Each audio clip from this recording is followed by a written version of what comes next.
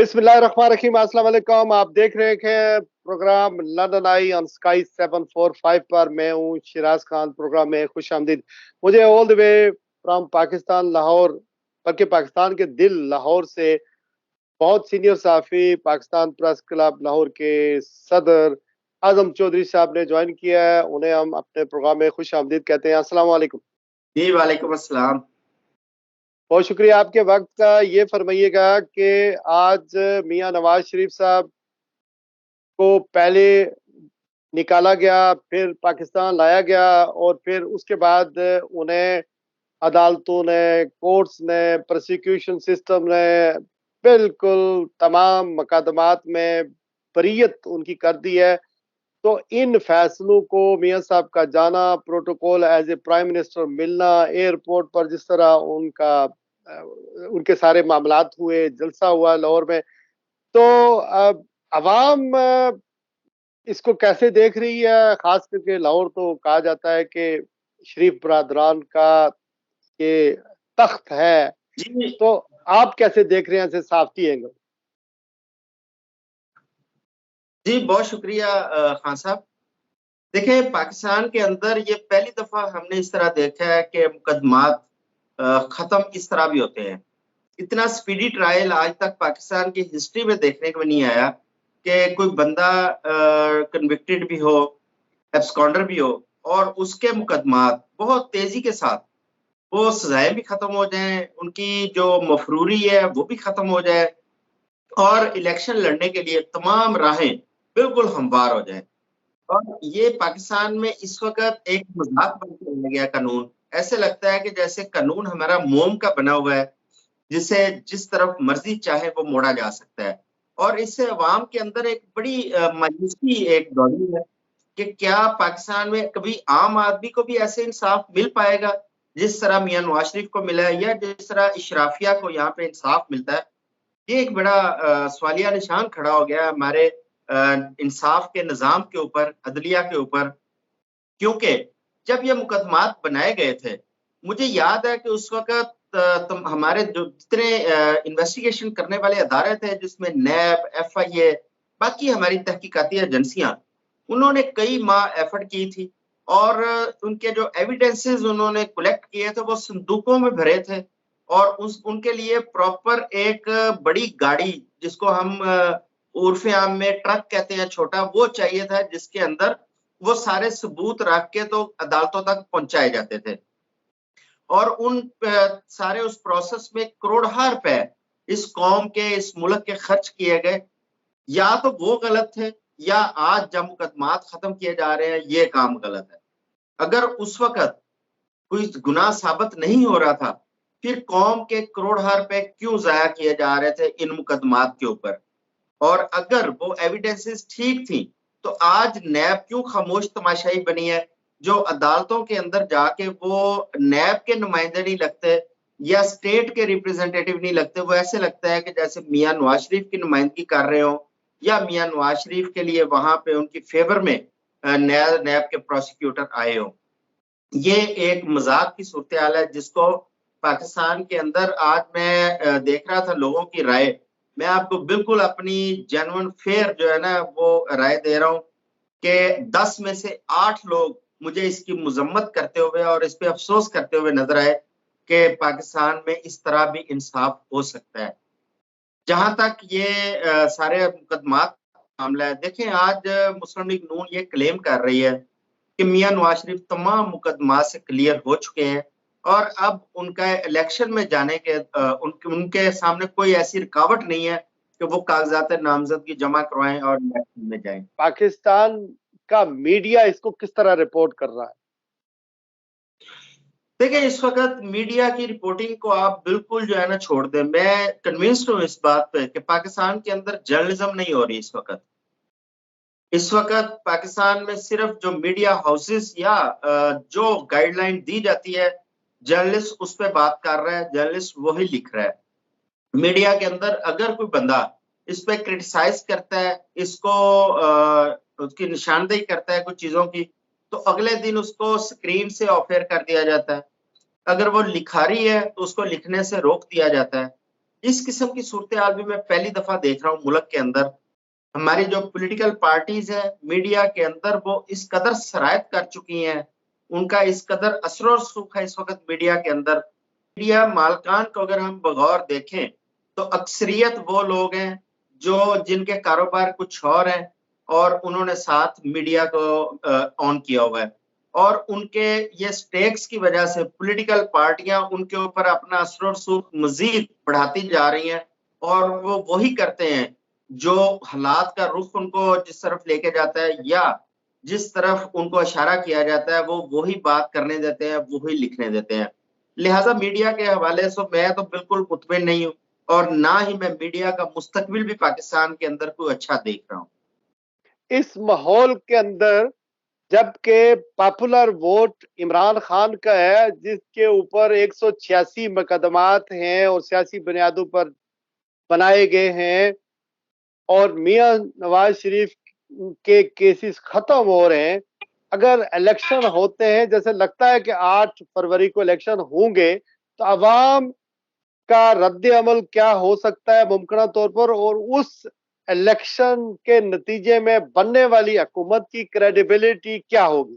ہاں صاحب, اس وقت انتخابات کے حوالے سے دیکھیں سپریم کورٹ نے آرڈر کیے ہیں کہ ہم انتخابات کے اوپر کوئی ایسی مبہم بات نہیں کریں گے جس میں یہ تاثر پیدا ہو کہ پاکستان میں انتخابات نہیں ہونے. اور میں سمجھتا ہوں کہ انتخابات ہوں گے. اس کی وجہ یہ ہے کہ 3-4 ایسے فیکٹر ہیں کہ آپ انتخابات سے بھاگ نہیں سکتے, آپ اس کو ٹال نہیں سکتے. سب سے پہلا فیکٹر اس میں یہ ہے کہ سپریم کورٹ نے اس کے اوپر بڑا اسٹرکٹ ایک سٹانس لیا ہے کہ 8 فروری کو پاکستان میں انتخابات ضرور ہوں گے. اس میں قاضی فائز عیسیٰ صاحب اس وقت سب سے زیادہ الیکشن کے مجھے جو حامی نظر آ رہے ہیں. دوسرا, آئی ایم ایف نے آپ کی جو آئندہ پیسے ہیں, آپ کی جو قسطیں ہیں, ان کو مشروط کر دیا ہے انتخابات کے ساتھ, منتخب حکومت کے ساتھ, کہ منتخب حکومت کے ساتھ ہی ڈائلاگ ہوں گے اور منتخب حکومت کو ہی پیسے ملیں گے. تیسرا بڑا فیکٹر, پاکستان میں اس وقت دیکھیں صدر مملکت ریٹائر ہو چکے ہیں, اپنے سینٹ کے چیئرمین مارچ میں ریٹائر ہونے جا رہے ہیں, اور پاکستان میں الیکٹرل کالج نہیں ہے کیونکہ اسمبلیاں نہیں ہیں. جب تک اسمبلیاں نہیں وجود میں آئیں گی, الیکٹرل کالج نہیں بنے گا, آپ ان عہدوں کے لیے صدر پاکستان کا اور چیئرمین سینٹ کا انتخاب نہیں کر سکتے. لہٰذا آپ کی مجبوری ہے, آپ کو انتخابات میں جانا پڑے گا. اب آ جاتے ہیں کہ انتخابات کون سی پارٹیاں کیسے لڑیں گی اور ان کو کیا تسلیم کیا جائے گا کہ نہیں. دیکھیں بظاہر جو ایک موڈ نظر آ رہا ہے اس وقت نگران حکومتوں کا, وہ یہ ہے کہ پنجاب اور سندھ کے اندر پی ٹی آئی کو قطعی طور پر اجازت نہیں ہے کہ وہ اپنی انتخابی کمپین کریں اور وہ انتخابی جلسے کر پائیں, حتیٰ کہ ان کو کارنر میٹنگ کرنے تک کی اجازت نہیں ہے. گزشتہ دنوں آپ کو یاد ہوگا جب میاں نواز شریف پاکستان آئے تو انہوں نے مینار پاکستان پر ایک بہت بڑا جلسہ کیا, جس سے ہماری حکومت نے پوری طرح سپورٹ کیا, ہماری انتظامیہ نے سپورٹ کیا اس کو کامیاب کرانے کے لیے. لیکن اسی دوران 2 دن بعد لاہور کے مضافات میں ایک چھوٹا سا ٹاؤن ہے کاہنا, وہاں پر پی ٹی آئی کے ایک مقامی عہدیدار تھے پاہٹ, انہوں نے ایک چھوٹی سی کارنر میٹنگ رکھی تو آدھے لاہور کی پولیس ان 20-25 لوگوں کو گرفتار کرنے کے لیے وہاں پہنچ گئی. یہ ایک ایسی ریئلٹی ہے جس کو آپ جھٹلا نہیں سکتے. اچھا, اب ان حالات کے اندر مسلم لیگ نون کی تو یہ خواہش ہے کہ اسے واک اوور مل جائے, اس کے مقابلے میں کوئی جماعت یہاں پہ انتخاب لڑے ہی نہ. لیکن اگر انتخابات میں پی ٹی آئی کے لوگ باہر نکل آتے ہیں, پی ٹی آئی کے کینڈیڈیٹس کو ٹکٹ ملتے ہیں اور ان کو الیکشن لڑنے کے لیے کوئی رکاوٹوں کا سامنا نہیں کرنا پڑتا, جس میں قانونی و غیر قانونی و غیر آئینی اقدامات بھی شامل ہیں, تو پھر تو ان کے الیکشن کا میں سمجھتا ہوں کہ ایسی کی تیسی کر دیں گے وہ, کیونکہ جتنی بڑی تعداد میں اس وقت پی ٹی آئی کے ساتھ لوگ کھڑے ہیں. دوسرا, صرف پی ٹی آئی کے ساتھ نہیں کھڑے, دوسرا یہ ہے کہ پی ڈی ایم کے جو 16 ماہ کی کارکردگی ہے اس کو لے کے لوگ ان کے خلاف بالکل بھرے پڑے ہیں, اور انہیں شدید نفرت ہے کہ جس طریقے سے انہوں نے بے حسی کے ساتھ وہ 16 ماہ گزارے. تو لہٰذا وہ لوگ اگر اپنی رائے دینے پہ آگے تو کوئی مدم قابل نہیں ہوگا, کوئی اس میں پرسنٹیج نہیں ہوگی. آپ دیکھیے گا کہ یہ پارٹیاں وہاں پہ نظر نہیں آئیں گی, لیکن جو بظاہر نظر نہیں آ رہا. دوسرا یہ ہے کہ اب کے پی کی ایگزامپل لیں, کے پی کے اندر وہاں پہ اتنی زیادہ تعداد میں لوگ وہ پی ٹی آئی کے لیے نکل رہے ہیں. اگر آپ حالیہ 2 دن پہلے کا کوہاٹ کا ایک ورکرز کنونشن اس پہ نظر دوڑائیں تو وہاں پہ لاتعداد لوگ تھے اور وہاں پہ کوئی ایسی بڑی لیڈرشپ بھی نہیں تھی.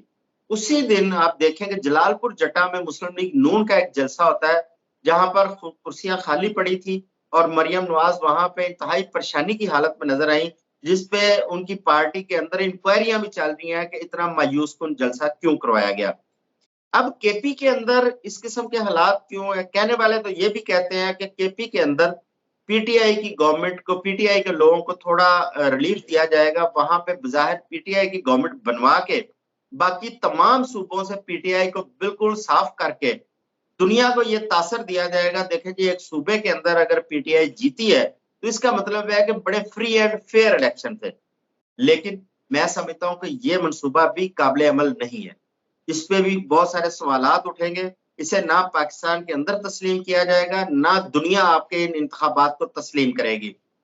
میرا خیال ہے کہ جو ایسے لوگ پی ٹی آئی کے جن کے اوپر مقدمات نہیں ہے یا کوئی رکاوٹ ایسی نہیں ہے کہ وہ انتخابات میں جا سکیں، ان لوگوں کو اجازت ملنی چاہیے سیاست کرنے کی، انتخابات میں اترنے کی، تاکہ آپ کے انتخابات ایسے ہوں کہ جسے دنیا بھی تسلیم کرے اور پاکستان کے اندر لوگ بھی تسلیم کریں.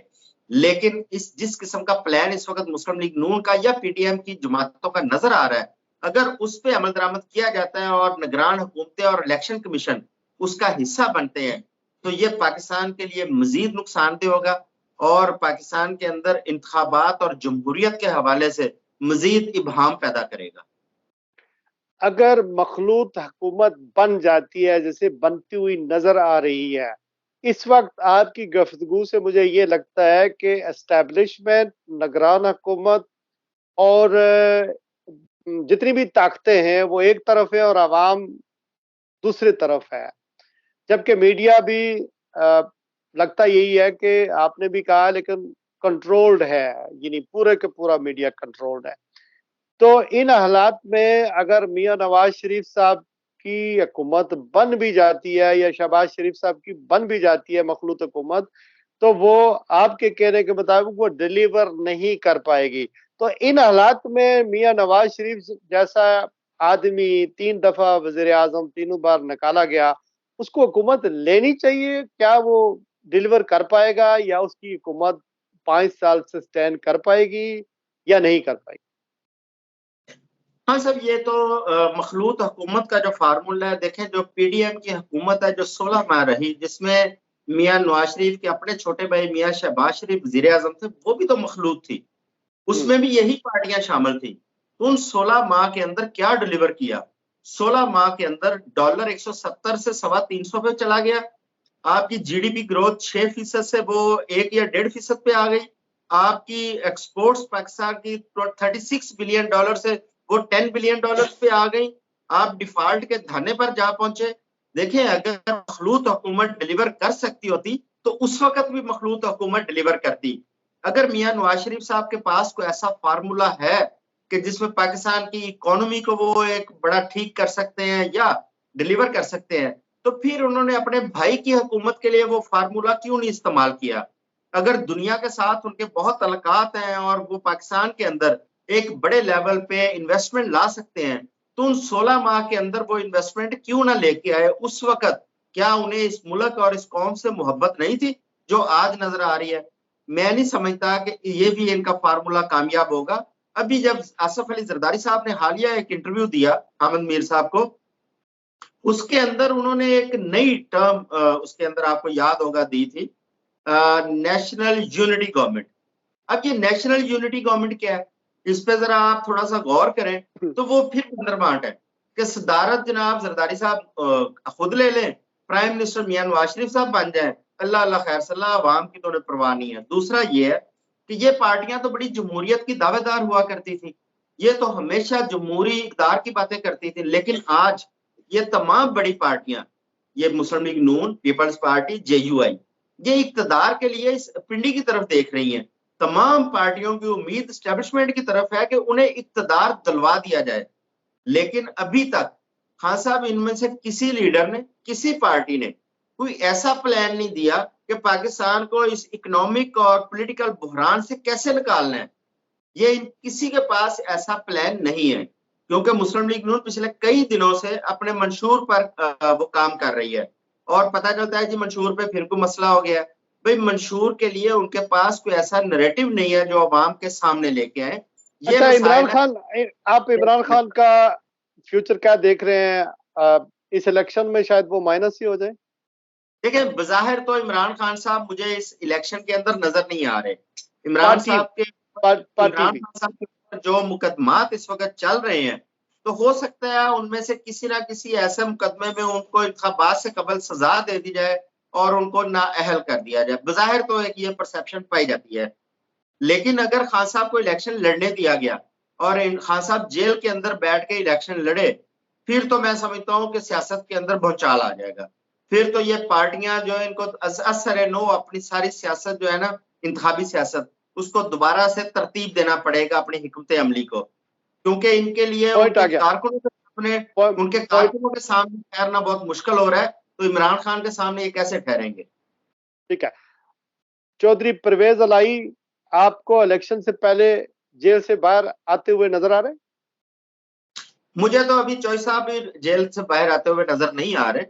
اس کی وجہ یہ ہے کہ اگر چودھری پرویز الائی بھی باہر آ جاتے ہیں، دیکھیں وہ پی ٹی آئی کے صدر ہیں، اگر وہ بھی باہر آ جاتے ہیں تو اوبیسلی وہ عمران خان کی نمائندگی کریں گے، ان کے فیس کے طور پر وہ اپنی انتخابی مہم چلائیں گے.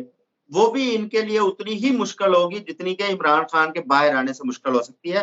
اس لیے میں نہیں سمجھتا کہ چودھری پرویز الائی کو ابھی جلدی باہر آنے دیں، کیونکہ پچھلے دنوں ایک یہاں پہ افواہ پھیلائی گئی کہ چودھری پرویز الائی بھی پریس کانفرنس کرنے جا رہے ہیں اور وہ چودھری شجاعت کے ساتھ کافلیگ جوائن کر رہے ہیں. لیکن جب وہ افواہ غلط ثابت ہوئی اور اس کے بعد میاں نواز شریف کو خود چودھری شجاعت کے گھر جانا پڑا کہ ان کو قافلے کو ساتھ اپنے جوڑیں، تو میرا خیال ہے کہ چودھری پرویز الائی کو بھی روکنے کے لیے ہر ممکن کوشش کی جائے گی. کہ مریم نواز کو جلال پور جٹا میں چودھری عابد اور علی وڑائچ اور چودھری ملی وغیرہ نے وہاں بلایا اور وہاں جلسہ کروانے کے لیے کہا گیا یا کنونشن کروانے کے لیے کہا گیا. تو وہ ایک ٹریلر جو چلا ہے جس کی طرف ارلیان آپ نے اشارہ دیا، اس کے بعد چونکہ لوگ وہاں گئے نہیں، اور گئے تو زبردستی سارے ایس ایچ او سب انتظامیہ کو آرڈر کیا گیا، وہاں پر لوگ گئے، اور وہاں جب مریم نواز صاحبہ تقریر کرنے لگی تو لوگ وہاں سے بھاگنا شروع ہو گئے اور انہوں نے جلسہ کا ختم کر دیا. تو اس ٹریلر کے بعد اگر ساری انتظامیہ ساتھ میں تھی، ساری حکومتی مشینری ساتھ میں تھی، تو اب میاں صاحب انتخابی جلسے کر پائیں گے؟ اور اس کا کوئی فائدہ ہوگا؟ جو کچھ بریت وغیرہ ان کی ہوئی ہے عوام میں جا کر یہ اپنے آپ کو بتا سکتے ہیں دیکھیں جی عدالتوں نے ہمیں بری کر دیا. ہاں صاحب، اتنا خوف پولیٹیکل پارٹیوں میں ہم پہلی دفعہ دیکھ رہے ہیں کہ عوام کا سامنا کرنے سے یہ اتنا خوف زدہ ہیں یہ لوگ. اور انہوں نے جتنے بھی جلسے کیے تمام تر وسائل حکومتی و غیر حکومتی تمام وسائل استعمال کیے گئے ان جلسوں کے لیے. پھر بھی تعداد بھی آپ کے سامنے ہے اور لوگوں کا جو جوش و خروش تھا جلسوں میں وہ بھی آپ کے سامنے ہے. اور ان کو بھی پتا ہے کہ عوام کے اندر ان کی کتنی پذیرائی ہے اور عوام کا سامنا یہ لوگ نہیں کر پائیں گے. لہذا اسی وجہ سے یہ خوفزدہ ہے. اگر ان کے پاس کوئی ان کی پرفارمنس یا ان کے پاس کوئی اور ایسا بیانیہ ہوتا جو یہ اپنا بیچ سکتے سودا، تو یہ عوام کے سامنے جانے سے ہچکچاتے نہ. آج یہ انتخابات میں جانے سے اور انتخابی مہم شروع کرنے سے اس قدر خوفزدہ ہے. دیہاتی علاقوں میں یہ کہتے تھے کہ وہاں پہ پی ٹی آئی نہیں ہے اور ہم لوگ وہاں پہ بڑی واضح اکثریت رکھتے ہیں، لیکن ابھی تک مجھے پنجاب کے دیہاتوں کے اندر کہیں بھی کوئی انتخابی سرگرمیاں نظر نہیں آئی. کہیں پر بھی کوئی مسلم لیگ نون یا پیپلز پارٹی کی جانب سے کوئی کمپین ایسی نظر نہیں آئی جس میں وہاں کے مقامی جو امیدوار ہیں وہ ڈور ٹو ڈور کمپین کرتے ہوں یا جلسے کرتے ہوں. وجہ صرف یہی ہے کہ خوف زدہ ہے، جب عوام کے سامنے جائیں گے تو کون سا بیانیہ لے کے جائیں گے، کون سی اپنی پرفارمنس وہاں پہ پیش کریں گے. لہٰذا یہ انتخابات صرف ایک چیز پر ہوتے ہوئے نظر آ رہے ہیں، اینٹی عمران یا پرو عمران. اب ان کے پاس جتنے بھی جلسے کرتے ہیں، چاہے وہ میاں نواز شریف کریں، چاہے مریم کریں، چاہے آصف زرداری کریں، چاہے بلاول کریں، ان کی تان اینڈ پہ آگے اینٹی عمران پہ ٹوٹتی ہے. اس کے علاوہ ان کے پاس کوئی ایسی بات نہیں ہوتی، کوئی ایسی امید نہیں ہے جو قوم کو دے پائیں. تو لہٰذا تمام انتخاب انہوں نے اینٹی عمران پہ لڑنا ہے، اس کے علاوہ ان کے پاس کوئی بیانیہ نہیں ہے. Thank you very much. आजम चौधरी साहब लाहौर से, उन्होंने मुझे ज्वाइन किया था और उनका तज्जिया आपने सुना इलेक्शन के हवाले से। असल ताकत जमहूर की होती है, जो अवाम होती है वो इम्पोर्टेंट होती है, और जो अदारे होते हैं जमहूर के आगे उसको सर्व करते हैं। हमारे यहाँ एहतसाब का निज़ाम हो, इंसाफ का निज़ाम हो, या पार्लियामेंट का निज़ाम हो, ये अपनी ज़रूरियात, अपने नज़रिया ज़रूरत के मुताबिक इसको ट्विस्ट किया जाता है, और इसी से हमारे अदारों की बेतुकीरी भी हो रही है। मुल्क के अंदर सियासी इंतशार है, गैर आइनी मावरायान चीज़ें हो रही हैं, और इसी वजह से हमारी ना मैशत बेहतर हो रही है, और ना ही हमारी सिक्योरिटी सेफ हो रही है, ना ही मुल्क के अंदर लोगों को रोजगार मिल रहा है, ना ही लोग वहाँ इंडस्ट्री लग रही है, ना ही हम अपनी मसनूआत बाहर के मुल्कों में बेच सकते हैं, ना हमारी इकानमी चल रही है, और कर्जे दर कर्जे हमारे ऊपर चढ़ रहे हैं। ये मुल्क हमने बनाया था कि यहाँ पर नबी करीम सल्लल्लाहु अलैहि वसल्लम के बताए हुए रहनुमा असूल होंगे, उस पर लोग अपनी जिंदगियां बसर करेंगे। लेकिन पता नहीं हम ना इस्लामी मुल्क बन सके, ना जमहूरी बन सके, पता नहीं क्या बन गए। आज के लिए बस इतना ही। अपना ख्याल रखिएगा। अस्सलाम वालेकुम वरहमतुल्लाहि वबरकातुहू।